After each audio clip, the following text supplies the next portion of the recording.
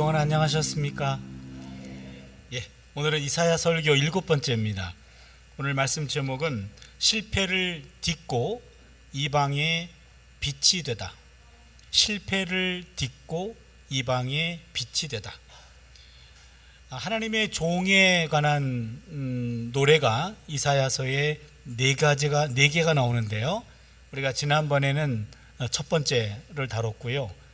기억은 못 하시겠습니다만 이사야 42장 1절에서 4절까지 그게 첫 번째 하나님의 종의 노래고요. 오늘 두 번째 49장 1절에서 6절 이게 두 번째 하나님의 종의 노래입니다.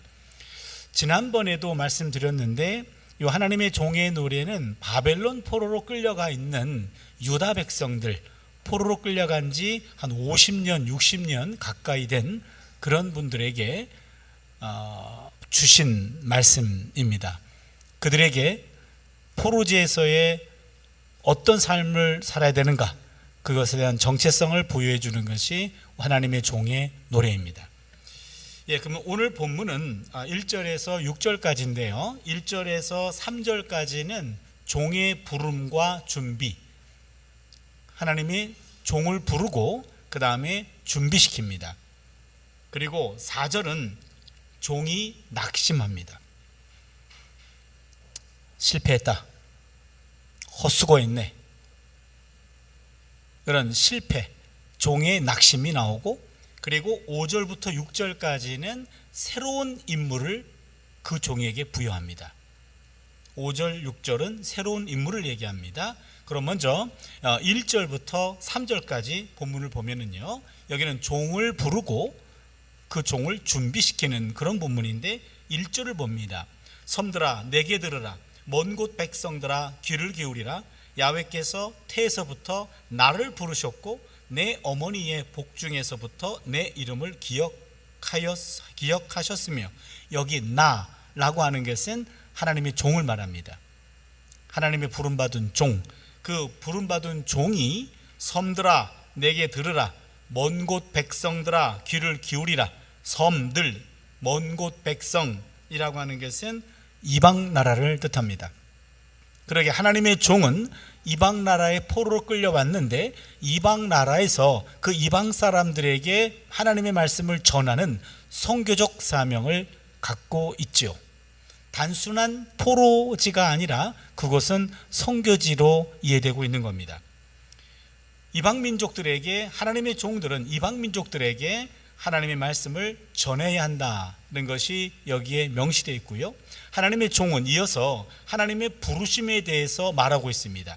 1절 하반절을 보시면 야훼께서 태에서부터 나를 부르셨고 내 어머니의 복중에서부터 내 이름을 기억하셨으며. 여러분, 태 동그라미, 복중 동그라미 해주세요. 태와 복중에서 나를 부르셨고 내 이름을 기억했다.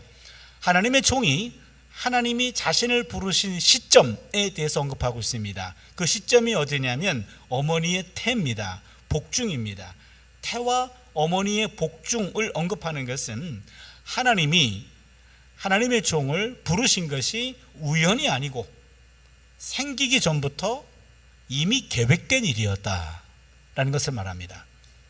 그러니까 하나님의 사람들은 이 땅에 태어나기 전부터 우리 어머니의 태에서, 어머니의 복중에서 하나님의 계획 속에서 태어난 존재입니다 라는 것을 명시하고 있습니다.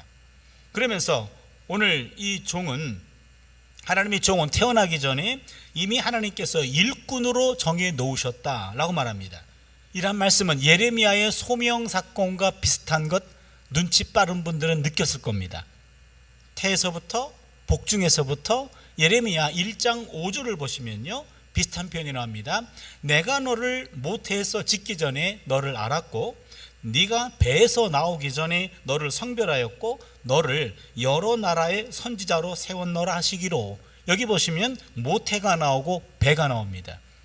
이런 식으로 예레미야가 소명받을 때 내가 태어나기 전부터, 어머니 뱃속에서부터 하나님이 나를 알았다, 하나님이 나를 택했다 라고 말하는데, 바로 하나님과 진정으로 만난 분들은 아하, 내가 태어나기 전부터 하나님은 나를 계획하셨구나, 그리고 오늘의 나로 하나님이 만들기로 작정하셨구나, 그것을 깨닫게 되는 거지요.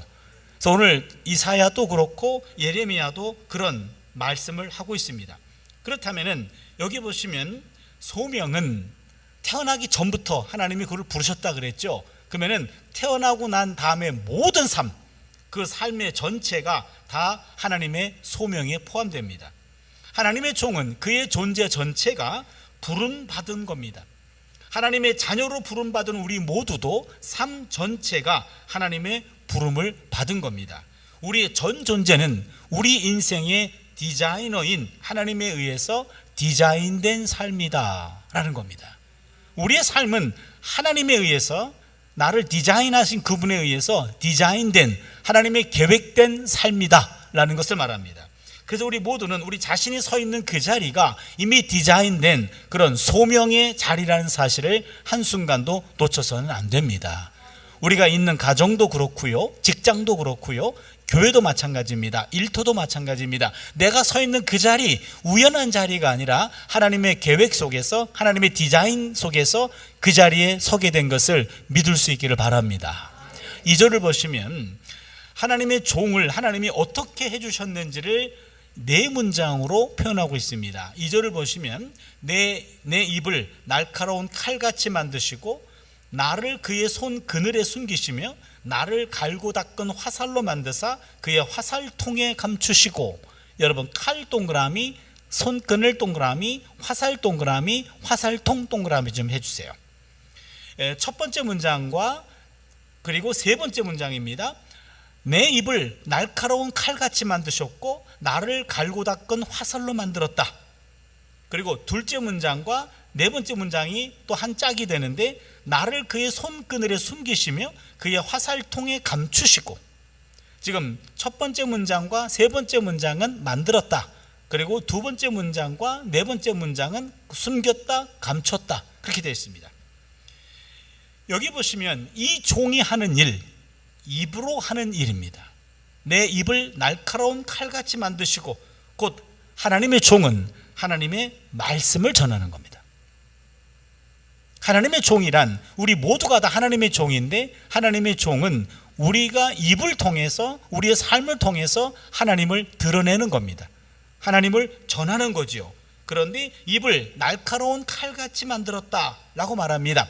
하나님의 종이 전하는 말을 듣는 사람들의 마음을 찌르는 겁니다. 마음을 찌르는 거죠. 그걸 암시하고, 또한 화살로 만들었다라고 하는 말은, 하나님의 종이 전하는 말은 화살과 같이 멀리까지 영향력을 끼친다라는 뜻입니다. 말의 힘을 우리는 인식하고 있죠. 발 없는 말이 천리를 간다라는 말도 있지 않습니까? 발 없는 말이 발 있는 말보다 더 멀리 가요. 그래, 말이라고 하는 것은 그만큼 영향력이 있고, 말이라고 하는 것은 그만큼 능력이 있고 위력이 있다라는 말씀을 여기서 전해주고 있습니다. 또한 하나님은 그의 종을, 두 번째 문장과 네 번째 문장입니다, 하나님의 손그늘에 숨기시며 하나님의 화살통에 감추시고, 이건 또 무슨 의미일까요? 하나님은 당신의 종을 안전하게 그리고 보호하시고 숨겨주신다라는 것을 말합니다. 당신의 종이 때가 되면 그를 사용하려고 그를 준비시키고 있음을 여기서 보여줍니다.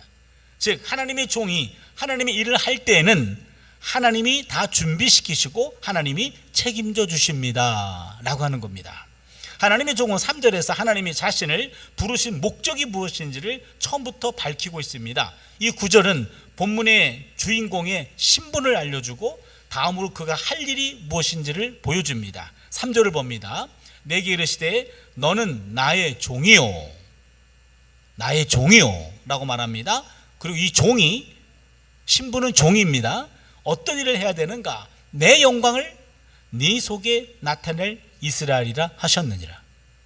이 두 번째 문장이 좀 애매한데요. 먼저 여기 있는 나는, 이 주인공은 하나님의 종입니다. 그는 하나님의 영광을 나타내야 됩니다. 그런데 내 영광을 내 속에 나타낼 이스라엘이라, 이 말을 히브리어 원문으로 보면 내가 너에게서 내 영광을 드러내리라, 내가 너를 통해서 내 영광을 드러내겠다, 무슨 말입니까? 이 말은 이스라엘이, 하나님의 종이 자기의 힘으로 하나님의 영광을 드러낸다는 말이 아닙니다. 하나님께서 스스로 영광을 드러내시는데 그 통로가 이스라엘, 그 통로가 하나님의 종이 되는 겁니다. 다시 말씀드리면 하나님의 종은, 하나님의 사람들은 하나님 스스로 영광을 드러내는 장소일 뿐입니다. 우리가 하나님의 종으로서 그렇게 쓰임받도록 우리는 최선을 다하는 거죠. 이 몸이 하나님의 영광을 드러내는 통로가 되는 겁니다. 하나님 우리 삶을 통해서 하나님의 영광을 드러내시겠다는 거죠. 우리는 우리의 힘으로 하나님의 영광을 만들어내거나 우리의 능력으로 하나님 영광을 나타내는 것이 아닙니다. 하나님 스스로 당신의 영광을 드러내는데 다만 그 통로로 우리가 쓰임을 받고 있는 겁니다. 우리는 하나님의 영광의 통로로 사용될 뿐이지요. 우리가 하나님의 영광이 드러나는 통로가 된다는 것, 가문의 영광이죠. 우리 삶 속에서도 이런 하나님의 영광이 드러나는 가문의 영광이 될 수 있기를 바랍니다. 그러니까 우리 삶을 통해서 하나님 나를 영광의 통로로 사용하시는 거죠. 하나님의 살아계심을 내 삶을 통해서 보여주시는 겁니다. 하나님이 나와 함께 하심을 내 삶을 통해서 드러내시는 겁니다. 그게 하나님의 영광을 우리를 통해 드러내는 겁니다. 예, 오늘 4절 말씀 보시면요, 그런데 그 종이 낙심을 합니다. 실패한 경험을 보고하고 거기서 멈추지 않고 믿음도 고백하고 있어요. 오늘 본문의 가장 핵심은 바로 요 4절에 있습니다. 그러나 나는 말하기를 내가 헛되이 수고하였으며 무익하게 공연히 내 힘을 다하였다 하여도다. 참으로 나에 대한 판단이 야훼께 있고 나의 보응이 나의 하나님께 있느니라. 여기 보시면요, 그러나 나는, 하나님이 나를 영광의 도구로 사용하시겠다 라고 약속하셨습니다. 그러나 나는, 앞에 있는 내용을 반박할 때 나오는 말이 그러나 나는이에요. 나를 영광의 도구로, 영광의 장소로 사용하시겠다고 하나님 작정하셨는데 그러나 내가 나를 보니 그렇지 않은데요 라는 말입니다. 그렇지 않습니다. 뭐라고 얘기합니까?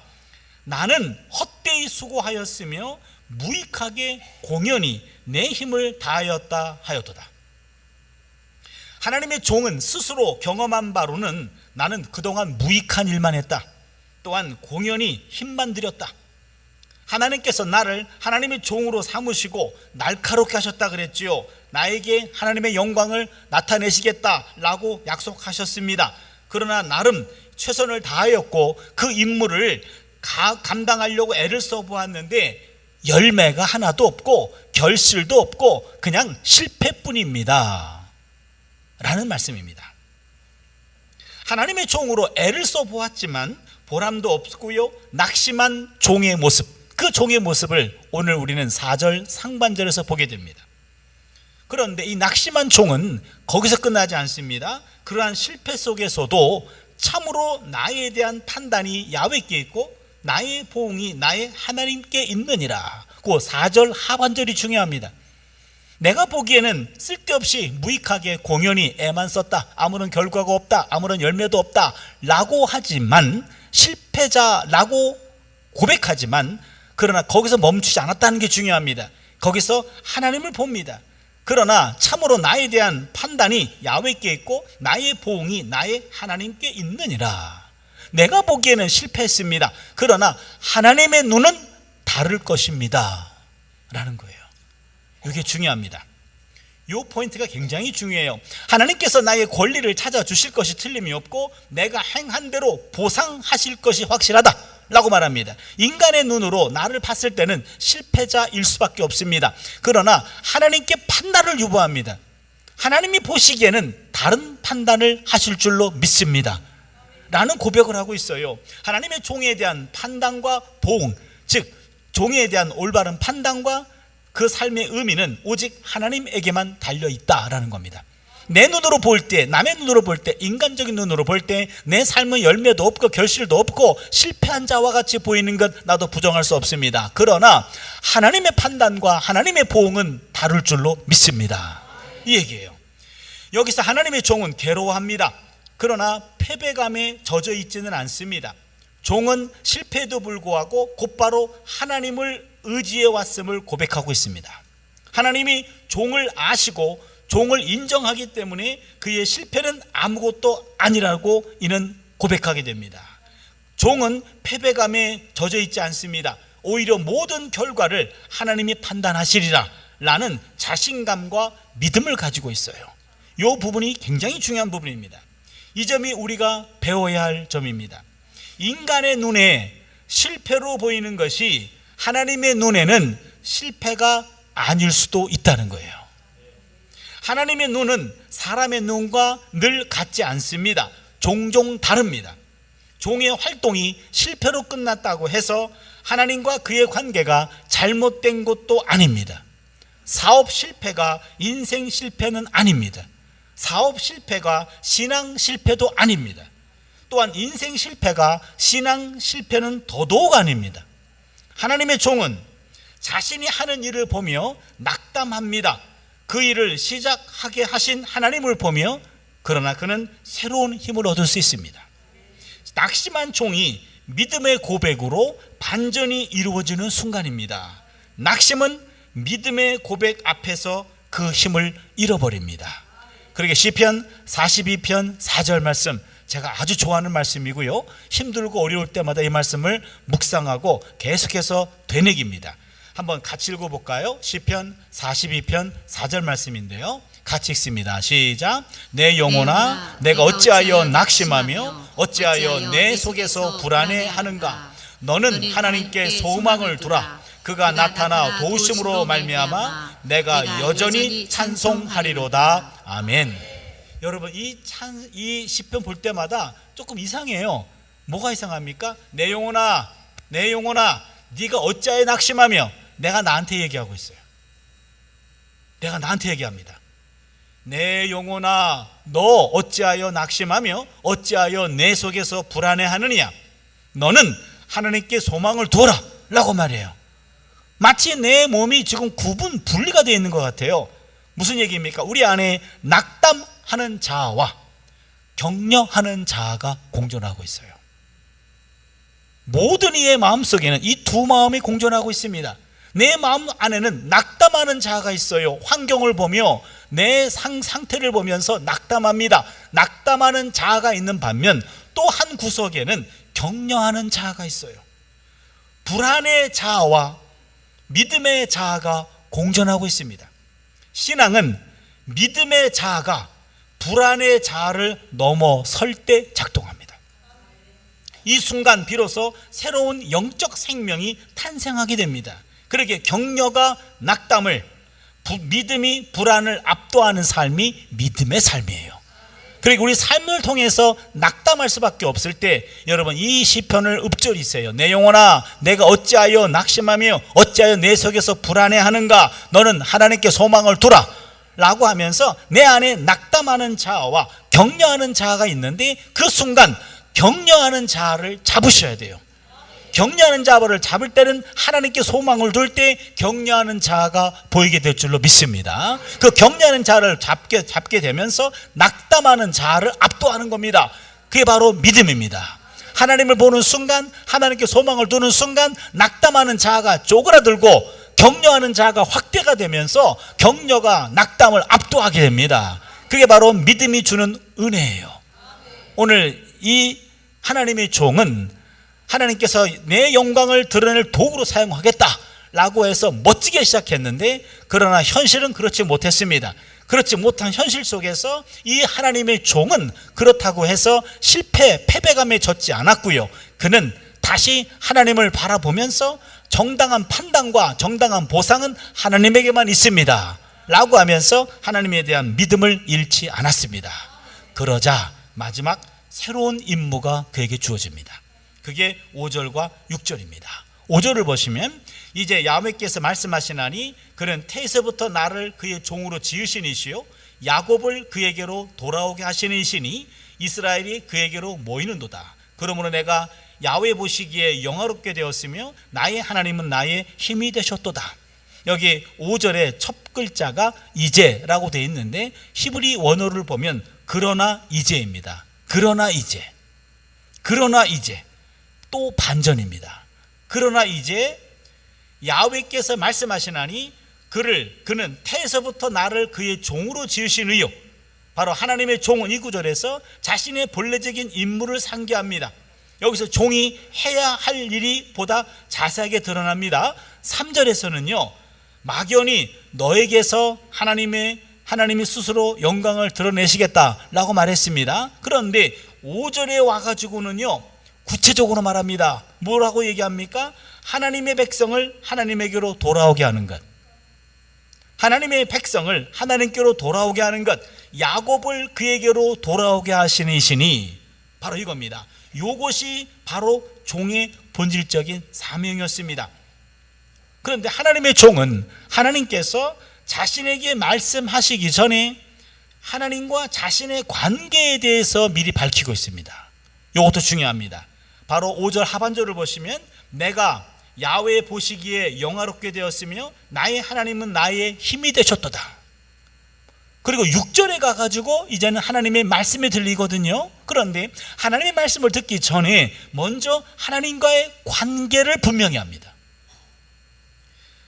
내가 비록 헛수고한 것 같아 마음이 아프지만 하나님께서 나를 귀히 여기시고 내게 힘이 되심은 조금도 의심할 수 없다 라고 고백합니다. 하나님과의 관계가 하나님 말씀보다 우선입니다. 여러분, 상대와의 관계가 우선 형성되어야 상대의 말이 제대로 들려오는 겁니다. 관계가 형성돼야 소통이 가능합니다. 그러게 제가 우리 학생들한테 꼭 그렇게 말씀을 드려요.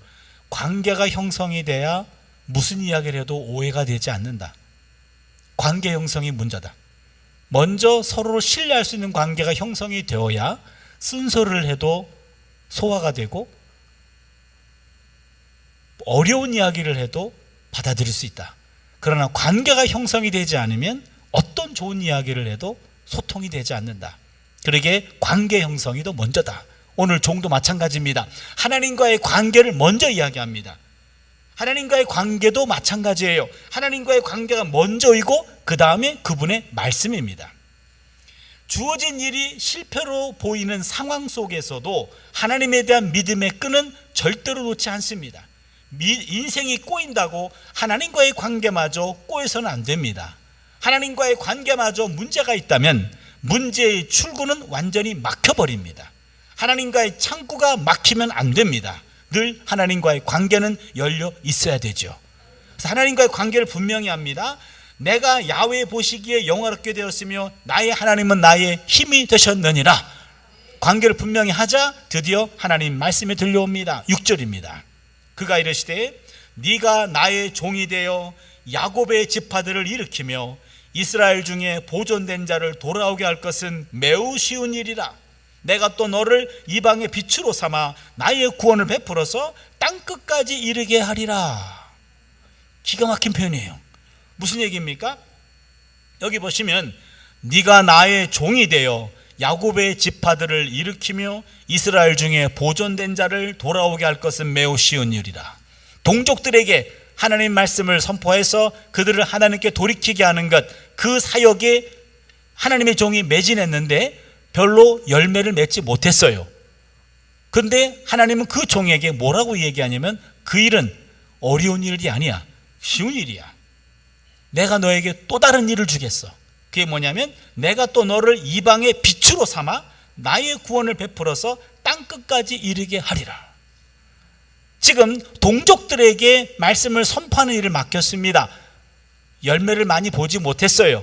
그것 때문에 낙심합니다. 절망합니다. 실패감에 젖어 있습니다. 하지만 하나님은 그 종에게 낙담하지 마라. 내가 더 큰 일을 너에게 맡길 거예요 하면서 이방에게 눈을 돌리게 한 거예요. 너를 이방의 빛으로 삼게 해주겠다 라고 하는 거죠. 굉장히 중요한 내용입니다. 참 놀랍기도 해요.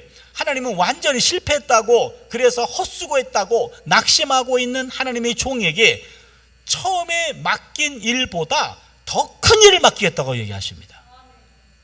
이 완전 반전 아닙니까? 야, 넌 그 일도 못했어?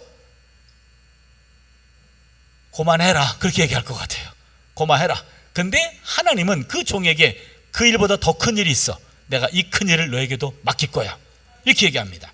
하나님이 종에게 처음에 맡긴 일보다 더 큰 일을 맡기십니다. 지금까지 일은 야곱의 지파들을 일으키며 이스라엘 중에 보존된 자들을 돌아오게 하는 일이었습니다.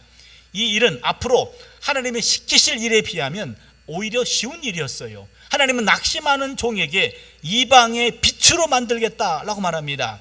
하나님의 구원이 땅끝까지 이르도록 하겠다라고 말합니다. 하나님은 실패한 종을 온 누리의 빛으로 삼으십니다. 직무의 일대 전환이 이루어집니다. 열방에 대한 사명은 이스라엘에 대한 사명을 대체하는 게 아니고요, 그것을 확장하는 겁니다. 동족들을 향한 선교 사역이 열매를 맺지 못했지만 열방을 향한 사역자로 그를 확장시키면서 동족에 대한 일과 더불어서 열방을 선교하는 일을 더 맡기신 겁니다. 실패 경험을 통해서 역량이 확장된 거예요. 이게 중요합니다. 지금 열매가 없어요. 열매가 없지만 이것을 통해서 분투하면서 내 역량이 확장된 거예요. 확장되면서 어느덧 요 일은 작은 일이 되어버렸고 더 큰 일을 감당할 수 있는 내면이 확장된 겁니다. 내공이 생긴 겁니다. 경험치가 쌓인 겁니다. 맷집이 생긴 겁니다. 오히려 실패 경험을 통해서 더 큰 일을 감당할 수 있는 그런 역량을 내 안에서 확장하고 확대하게 된 것, 바로 요게 포인트입니다. 하나님은 작은 일에 실패한 자에게 더 큰 일을 맡기십니다. 종의 사역 범위가 자국 민족에서 이방 민족으로 향하는 열방으로 확대가 됩니다. 예레미야가 열방의 선지자가 되었듯이 여기 바벨론의 이사야는 열방의 빛이 되어야 된다라고 말합니다. 더 확대가 됩니다. 오늘 말씀을 정리하겠습니다. 실패의 순간은 더 좋은 길로 인도받는 절호의 기회입니다. 하나님께 부름받고 모태에서부터 하나님의 영원한 목적을 위해서 택함받은 자라 할지라도 자신의 모든 노력이 헛된 것이 되고 비통하며 한탄한 상황에 처할 수도 있습니다. 본문의 하나님의 종과 같이 말이죠, 세상을 구원하시는 하나님의 과업은 초인적인 사람을 통해 이루어지는 것이 아닙니다. 이것은 실수하고 넘어지기 쉬운 심정을 가진 그런 인간을 통하여 이루어지는 겁니다. 이거는 정말 모든 시대를 살아가는 신실하지만 실투투성이의 사람들에게 큰 위안이 됩니다. 하나님께 부름받은 확신에 찬 사람들도 범하기 쉬운 유혹이 있습니다. 그 중에 하나가 자신의 상황을 인간의 차원으로 너무 쉽게 축소하거나 너무 크게 축소한다는 겁니다. 하나님의 차원을 망각하는 것이 문제입니다. 엘리야의 경우가 그러합니다. 무자비한 이세벨의 위협에 직면했고 생명의 위협을 느꼈던 엘리야는 광야에 있는 동굴로 도망갔습니다. 그리고는 이렇게 탄식했습니다. 왕상 19장 10절을 보시면, 내가 만군의 하나님 야훼께 열심히 유별하오니 이는 이스라엘 자손이 주의 언약을 버리고 주의 제단을 헐며 칼로 주의 선지자들을 죽였음이오며 오직 나만 남았거늘 그들이 내 생명을 찾아 빼앗으려 하나이다. 이제 하나님의 길을 따라가는 사람은 나밖에 남은 사람이 없습니다 라고 외로워하며 고통스러워하며 그는 지금 엄청난 영적 침체에 빠졌습니다. 그러나 이 당시 야훼 하나님에 대해서 믿음의 정절을 지킨 사람은 엘리야 한 사람만은 아니었잖아요. 성경을 통해 알고 있죠. 이 당시에 바알에게 무릎 꿇지 않는 7,000명이나 남은 사람들이 있었습니다. 엘리야는 위기 상황에서 인간적인 차원으로 시야가 좁아지면서 본질을 놓치고 만 겁니다. 그러나 하나님은 실패의 감정에서 사역을 포기하는 것은 물론이고 우울증에 빠져서 자살 충동을 느꼈던 엘리야에게 더 큰 사역을 맡김으로 그를 건졌습니다. 실패의 순간 하나님께 대한 확신만 있다면 더 크고 새로운 임무를 깨닫게 됩니다. 오늘의 주인공인 하나님의 종은 자신이 하는 일이 하나님이 시작하게 하신 사명임을 깨닫고 애를 썼지만 실패에 봉착합니다. 그러나 그에게는 하나님에 대한 믿음이 있었습니다. 그 믿음으로 새로운 더 큰 사명을 부여받게 되었습니다. 18세기의 세계 감리교회의 창시자였던 요한 웨슬리라고 하는 목사님이 있어요. 영국 성공의 목사 혹은 신부였는데 이분이 교구를 할당받지 못했습니다. 오늘말로 치면 설교와 목회할 교회가 없는 거예요. 그때 요한 웨슬레는 교구의 책임 목사를 찾아가서 그에게 간청하거나 그에게 뭔가를 요구하기보다는 새로운 돌파구를 찾습니다. 세계가 나의 교구다. 세계는 나의 교구다.